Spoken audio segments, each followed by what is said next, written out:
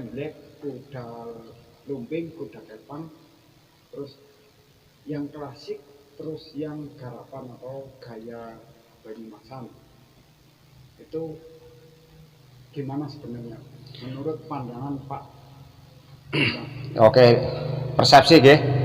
Artinya ya saya juga persepsi saja, yang artinya saya menganalisasi sendiri, menyimpulkan sendiri, tapi mudah-mudahan tidak terlalu menyimpang yang ada di buku. Jadi pengertian klasik, sebetulnya yang namanya klasik dari awal klasik saja dari kalimatnya itu, kenapa kok dikatakan klasik? Klasik itu kan tidak hanya kepada ke salah satu jenis kesenian tradisional seperti eblek, ya kan? Tidak. Tapi kata-kata klasik itu sendiri menurut saya adalah barang itu, barang apapun, barang itu sudah ada, gaya itu sudah ada, sudah lama banget. Tapi belum tentu juga dilakukan secara terus-menerus, tidak rutin. Artinya tidak harus banyak orang yang menggemari, tapi barang itu selalu ada. Nah, jadi antara garapan klasik dengan garapan gaya modern atau kreasi baru itu di sih jaran sing klasik, di sih sing eblek sing klasik atau kuda lumping yang klasik yang bagaimana sebetulnya ya kalau klasik yang kita pahami tentang di sana yang namanya khusus untuk kesenian kuda lumping itu ada yang namanya bedoyo itu ya kayak gitu tariannya. Hampir semuanya itu sama, menunjukkannya juga sama. Nah, kenapa dikatakan klasik? Karena ya klasik adalah merupakan garapan atau warisan leluhur lah yang jelas kayak gitu, sehingga dikatakan klasik karena umurnya udah ratusan tahun. Jadi tidak hanya baru kemarin, kalau baru kemarin dibikin termasuk kepada kreasi baru. Dan kreasi baru biasanya agak lepas sekalipun sumbernya itu dari klasik, tapi bisa lepas gar kayak klasik nih ora kayak klasik. Nah itu bisa dikatakan karena garapan baru ya tetap kreasi baru. Tapi kalau pengertian tentang klasik ya itu tadi seperti halnya momennya gawe eblek sih kan langsung digawe kayak gitu pada intinya eblek itu hanya mengikuti perkembangan zaman atau sesukanya yang membuat. Seperti halnya di Kebumen kan ada juga klasik di wilayah petanahan itu jarannya gede-gede ketimbang yang di sebelah utara, cenderung jarannya ketone kecil-kecil. Demikian pula tentang kostumnya juga berbeda. Kalau saya menganalisa bahwa kalau gambaran dari pakaiannya itu tiru prajurit Pangeran Diponegoro, tetapi kalau di pesisir sana cenderung prajurit keraton, sehingga mana kadang-kadang masih nganggo blangkon terus saya ditutupi nganggo topi. Nah, itu jadi terus nanti aksesorisnya juga ada selempangnya, ada apanya, terus celananya kadang-kadang masih ada yang pakai kaos kaki. Nah kalau yang menggunakan kerincingan agak banyak sekarang itu jelas bukan klasik, itu memodifikasi sekarang karena rombyong-rombyong itu kelihatan lebih ya itu ya ramai aksesoris ditambahin kelihatan lebih sangar lansa panunggalan itu kebutuhannya cuma itu, tapi dari aslinya itu ya itu sudah jadilan atau mungkin kayak yang pakai sepatu itu ya, itu kan kayak melihat pakaian kesenian tetek yang ada di Banyumas diadopsi di situ. Nah akhirnya ya itu boleh-boleh saja, tetapi memang bukan itu, karena dulu eblek ya orang anak kuda lumping juga tidak ada yang menggunakan sepatu yang dikerawat-kerawat koyo kae, apalagi yang kerincingannya meh koyo soreng Magelangan ya gila itu. Yang saya tahu Pak, ya tahu kalau gaya Magelangan wilayah Kedu, ya Kedu itu memang beda. Yang namanya emblek di sana nggak ada, anak jadilan istilah saja, hanya nama lain.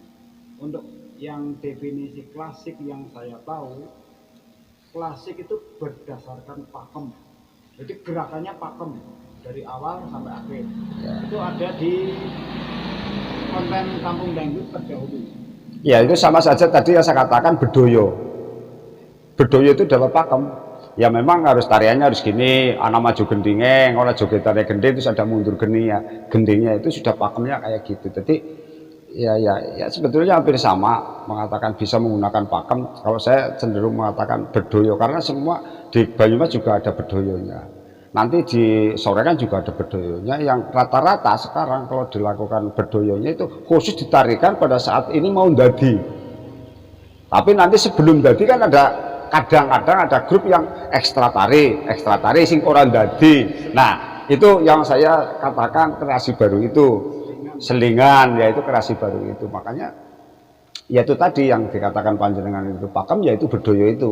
Karena bedoyo itu tidak akan pernah berani dia merubah yus ngono kuwi. Terus wong memang seniman dulu itu ya hanya membuat bedoyo saja terus dindemke ya hanya semacam itu hampir di seluruh. Sedangkan definisi mendeman itu Pak yang saya serap dari wilayah selatan pesisiran, mendeman itu akibat dari itu kan menceritakan perang. Iya. Kan ada adegan perang di Emblek itu pasti ada adegan perang. Iya yang menggunakan itulah ya.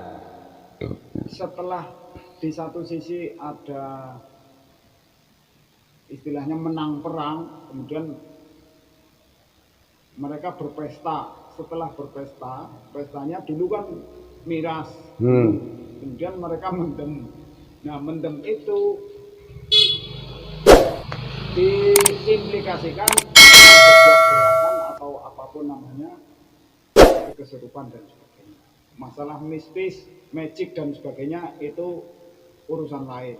Itu menurut versi orang-orang klasik. Yang tabuannya kalau orang sini mengatakan apa ya? Tangpolang. Campur. Campur ya. Ya tengpoleng bukan enggak apa-apa. Munine tengpoleng bur. Iya. Ya. Jadi memang ya enggak apa-apa. Memang ya masuk di akal pada waktu. Tapi kembali lagi kepada saya mengatakan bahwa tadi ada yang perang, ada yang tidak ya. Kalau yang di sebelah utara jalan sini cenderung tidak ada menggambarkan sebuah perang kecuali membuat tarian perang tersendiri. Tetapi kalau yang di pesisir selatan itu pasti karena peladangnya mesti kudu gawa pedang. Pakem wis itu. Itu pakemnya itu klasiknya begitu.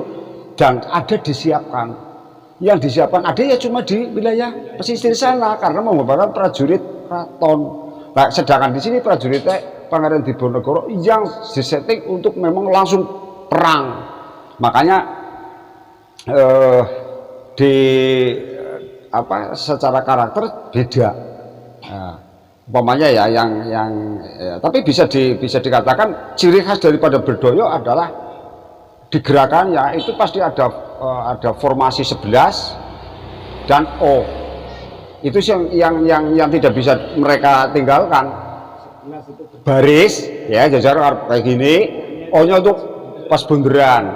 Nah, pas waktu bunderan itu adalah merupakan formasi ngalang musuh. Itu makanya dibuat kayak gitu.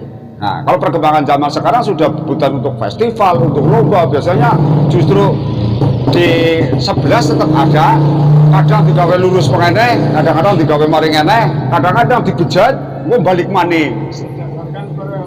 Koreografernya, bagaimana pelatih itu membuat sebuah tontonan yang menarik, yang lebih menarik dan tidak membosankan. Dan satu lagi, kalau klasik yang masih cekel klasik, penari di belakangnya di belakang pelandang itu tidak harus pintar, tidak harus apa. Pelandang itu usar ya. Ya, kalau di tempatnya jenengan mengatakan usar, ya di depan dewek lah kasih gawa pedang. Lihatnya kalau gawa pedang, kalau gawa bendera, toh kan? Nah, itu sing kudu pinter kuwi ngarep mburi ora apa-apa kok melu. Itu yang masih klasik sampai dengan hari ini. Padahal pada saat dibutuhkan oleh koreo yang begitu berdurasi tinggi atau berkemauan tinggi, kacau. Ya iya, Kalau kreativitas di perkembangan semacam ini untuk bagaimana lebih menarik, kadang-kadang si 11 ya jangan 11 terus, bisa 11 dihadapkan ke sini, bisa dihadapkan ke sini, atau yang belakang sendiri itu bisa nari di depan, kursarnya di belakang. Nah, pada saatnya di belakang dijadikan di depan, pada saat tidak hafal, kacau. Nah, sehingga untuk perubahan zaman sekarang cenderung kepada semua penari harus pinter. Kenapa? Banyak penggunaannya. Jadi tidak seperti klasik dulu, sih penting pokoknya ngarep. Ya. Karena memang klasik dulu itu pokoknya sih ngarep joget, ya wis, jalan mesti joget. Entah itu ada pengaruh daripada apa? Ya tabuhan, berekspresi, atau istilahnya ada tadi masih yang kayak indang-indang si podo mlebu itu. Nah itulah sebetulnya pada saat yang di depan sana bisa dan dan di belakangnya itu sudah mengikuti. Karena dia cenderung pada mengandalkan kepada indang-indang itu sendiri. Kadang-kadang dia mengaku bahwa saya menari semacam itu juga kalau suruh berdiri sendiri tidak ada tabuhan juga saya tidak bisa, ya kan? Nah itulah yang dinamakan klasik menurut saya. Sehingga pada saat ada tabuhan, insya Allah mereka juga jadi tahu. Sehingga ya menurut saya pengertian klasik karena dengan tradisi beda. Dengan tradisi bisa. Kenapa tradisi? Tradisi itu kepada kegiatannya, bukan kepada keseniannya. Kan ya. Tradisi itu sudah dilakukan sama. Klasik juga sudah beratus-ratus tahun umurnya. Tradisi juga sudah beratus-ratus tahun, tapi cenderung kepada kegiatannya. Umpamanya merti desa, wis jadi tradisi nek wayangan, apa blek-blekan tergantung desanya masing-masing. Itulah tradisi adat. Beda dengan klasik. Bedanya tradisi dengan tradisional. Kalau tradisional itu sifat. Ya bisa. Ya karena ada kedua, ada antara perpaduan klasik sama kegiatan itu. Jadi bisa dikatakan tradisi kegiatannya, tapi keseniannya sih metu klasik. Akhirnya metu ini jadi wis menyeluruh jadi nasional. Akhirnya tradisional. Kira-kira umum lah ya, sifatnya sudah umum. Jadi nanggonku anggar barit ya nanggap wayang. Angger aku lepas nadar, lagu regeri nadare garep blek-blekan apa garep wayangan apa garep dangdutan terserah sing nadar. Tapi itu semua nadar-nadar ataupun apa ucapan itu merupakan bagian daripada sebuah kegiatan yang melibatkan daripada kesenian. Di situ letaknya, sehingga harus kayak kesenian tradisi. Ya orang mengatakan begitu ya boleh. Tapi kalau saya cenderung tradisi itu kegiatannya, bukan keseniannya ya gitu. Tapi ya nggak apa-apa seni tradisional karena gendera kesenian itu sering digunakan di upacara-upacara tradisi, sehingga dikatakan. Padahal ya klasik mas, ya gitu. Karena umur, karena ciri-cirinya adalah tradisi sama umur. Saat barit dilakukan kan zaman nenek moyang dulu sampai hari ini kan masih dilakukan barit, atau yang namanya upacara apalah yang ada di pinggir lautan kan ada larung apa itu kan jenis-jenis itu kegiatannya. Terus satu lagi yang namanya indang. Biasanya nek wuru itu daerah Banyumas. Iya. Di sini namanya mendem trans bahasa Indonesianya. Inggrisnya intran. Serupan. Kemasukan ya. Berdasarkan indang. Terus indang pijane seperti apa sih penjelasannya? Iya, oke. Secara global lah. Nanti nak detail ya suruh datang ke sini aja. Gini aja. Jadi, tapi pemahaman saya ya, artinya panjenengan mempunyai perbandingan yang berbeda itu tidak menjadi soal bagi saya. Jadi, apa sih indang? Ya monggo orang lain mempersepsikan bahwa bentuk daripada makhluk halus, boleh, nggak apa-apa. Secara real juga ada bagian cerita atau cerita sejarah bahwa ada orang yang bisa kesurupan kemasukan roh jin, satu itu. Tetapi kalau berbicara indang itu akan lebih luas kalau saya mengatakan. Persepsinya bukan hanya kepada salah satu saja. Indang apa sih? Jiwa. Jiwa. Pada saat orang itu sangat menjiwai, tidak usah bermain kuda lumping. Kenapa yang nonton ikut masuk? Dia menjiwai, tidak sadarkan diri, akhirnya nyemplung. Intrans jadinya, kesurupan. Kesurupan kenapa? Belum tentu juga dimasuki roh. Tapi karena jiwanya yang sudah tidak kuat menahan eksplor rasa, akhirnya dia wis. Itu bisa. Kalau menurut saya, ya Indang pengertiannya itu. Artinya bisa dari faktor eksogen atau endogen ya. Cara gunung meletus itu Pernah terjadi Pak. Saya nonton ada seorang orang berseragam lah ya. Iya. Dia seolah memandang rendah. Temen apa kayak gue? Artinya bener enggak sih? Kemudian setelah itu terdengar oleh apa ya? Pawang apa sih namanya?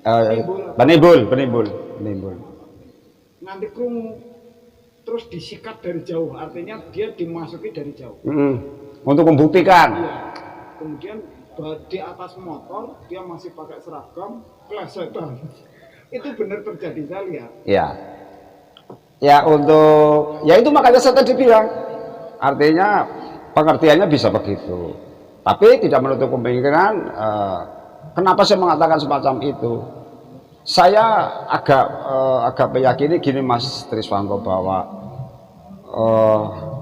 dari sekian grup eblek yang ada, saya bukan merendahkan Nuwun Sewu, sama sekali bukan maksud saya itu. Mati dulu. Iya. Artinya Indang ya. Jadi bukan saya sangat istilahnya bermaksud untuk merendahkan penimbul, itu sama sekali enggak. Tetapi saya hanya apa yang pernah saya alami itu ya rata-rata dari jiwa. Cuma mereka masih melakukan tradisi. Ini apa adanya saja. Artinya tidak saya gebiauyah. Saya yakin masih ada yang mampu apa yang pernah panjenengan katakan tadi bahwa masih kayak orang adil ya tak jajal. Masih ada dan masih bisa. Masih ada.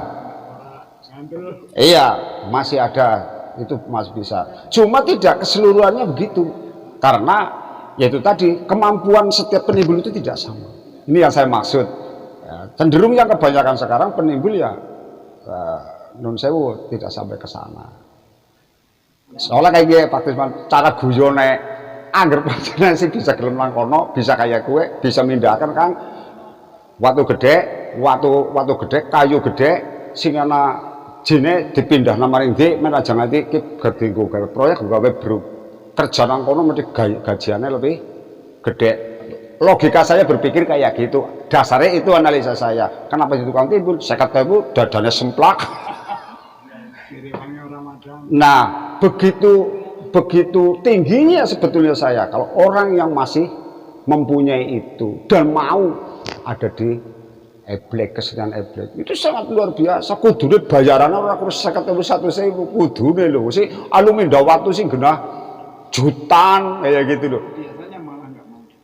Nah dia itu makanya di situ ada sisi lain kenapa makanya saya apresiasi sangat tinggi pada saat ada seorang penimbul yang mempunyai kemampuan yang sebegitu luar biasa tingginya masih kerso untuk menimbul eblek, untuk bermain.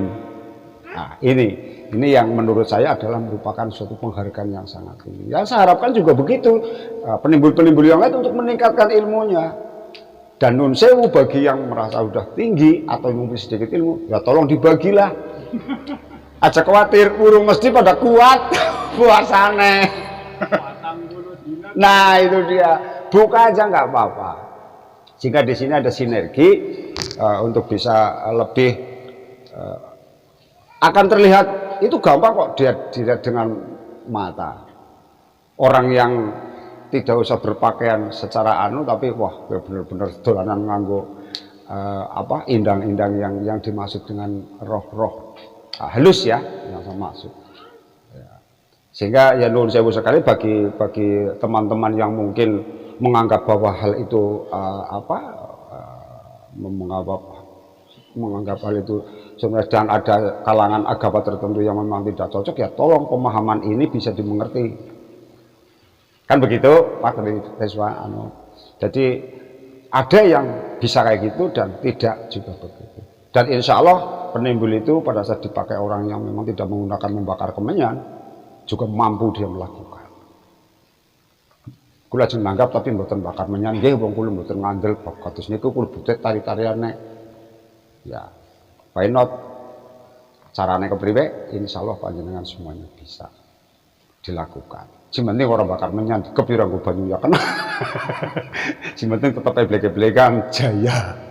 Jadi pemahamannya tentang indang kayak gitu Mas Rifan. Tapi ya nun sewu, saya matur lugas, tapi insya Allah dari lubuk hati yang dalam tidak akan istilahnya mengkecilkan dan membesar-besarkan hal yang tidak urgen. Artinya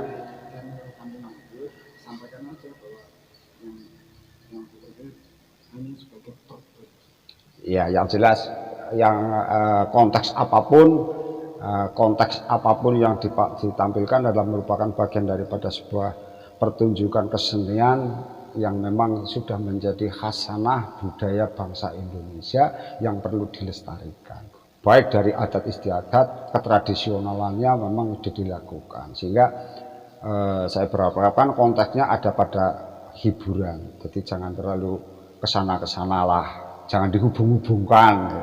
Gitu pesan saya, sehingga orang berenjoy berkesenian. Tapi ya saya harap ya mudah-mudahan apa yang saya sampaikan ini merupakan hal yang mungkin bisa dikatakan benar, tapi bisa dikatakan salah juga nggak apa-apa, karena persepsi setiap orang akan berbeda-beda. Nah, disinilah ini saya tidak mau wakili siapa-siapa kecuali diri saya sendiri, bahwa itu merupakan sebuah persepsi daripada saya, yang mudah-mudahan bisa melegakan, terutama ini Mas Triswanto. Apa itu klasik, apa itu tradisi, itu saya jawab segaduh-gaduh gula Pak Triswanto. Ke penonton Kampung Dangdut. Oh, ya Kampung Dangdut ini sudah cukup bagus. Saya heran kadang-kadang di Kampung Dangdut kok tampilannya kok eblek karo jam-jam. Kesenian tradisional. Pendidikan seni budaya. Oh, pendidikan seni budaya. Pariwisata. Oke, nggih.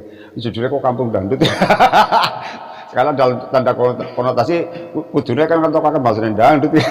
Tapi karena memang basicnya itu brand itu tidak menjadi soal, yang penting karena brand mempunyai tujuan-tujuan khusus yang ngerti ya Pak Triswanto itu sendiri, sehingga Kampung Dangdut kok namakan channelnya Kampung Dangdut, isinya black ya sudahlah, pokoknya yang penting di situ ada hiburan-hiburan. Mohon untuk jangan lupa selalu dengan like, comment, and subscribe, karena Mas Triswanto merupakan sebagai YouTuber tapi sekaligus juga seniman, sehingga sangat konsentrasi. Intinya di sini adalah dia ikut melestarikan atau edukasi tentang kesenian budaya di Kabupaten Lemongan. Terima kasih Mas Triswan. Ada kekurangan lebihnya saya mohon maaf dan saya akhiri saja.